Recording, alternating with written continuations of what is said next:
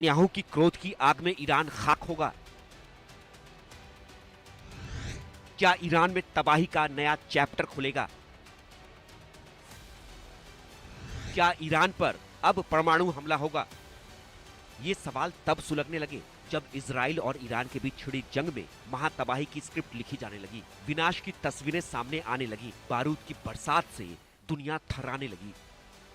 Iran के atomic centre पर हमले से बौखलाए खामेनेई ने इजराइल पर सबसे बड़ा हमला किया। 150 मिसाइलों का मुंह इजराइल की ओर खोल दिया। ईरान के इन मिसाइलों ने इजराइल में बड़ी तबाही मचाई।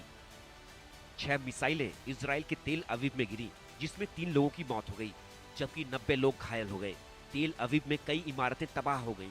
यरूशलेम में भी धमाके की आवाज सुनी गई। ईरान ने दावा किया कि मिसाइल इजरायली रक्षा मंत्रालय पर भी गिरी। ईरान का पलटवार कितना जबरदस्त था, विनाश की ये तस्वीरें साफ साफ बयां कर रही हैं। इन हमलों से इजरायली पीएम नेतन्याहू इंतकाम की आग में जलने लगे। ईरान में महाविनाश की स्क्रिप्ट तैयार करने लगे। ईरान के एटॉमिक ठिकानों पर हमले के बाद खामनेई की गर्दन मरोड़ने का प्लान बनाने लगे। नेतन्याहू ने तय कर लिया कि आर पार की जंग लड़ेंगे, खामेनेई को नहीं बख्शेंगे। ईरान के मिसाइल हमले का जवाब बारूद की बरसात कर लेंगे, ईरान को तबाह कर देंगे, जिसका ट्रेलर भी दिख गया। इजराइल ने एक बार फिर ईरान के एटॉमिक सेंटर को टारगेट किया। ईरान के न्यूक्लियर सेंटर पर दूसरी बार जबरदस्त हमला किया। इसके साथ ही इजराइल के दर्जनों फाइटर जेट्स ने रात भर ईरान की राजधानी तेहरान पर हवाई हमला किया। इस दौरान ईरानी एयर डिफेंस इंफ्रास्ट्रक्चर को भी निशाना बनाया गया।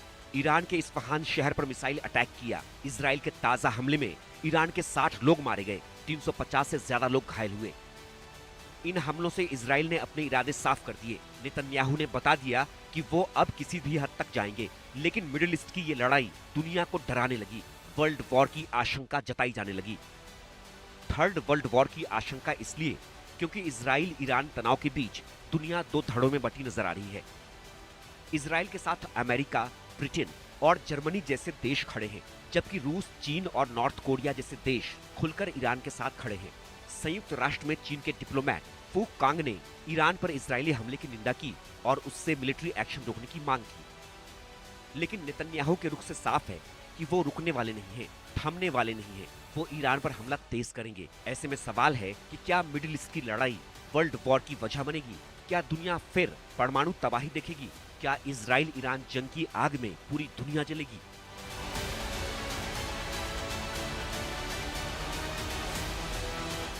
Bureau report, India news.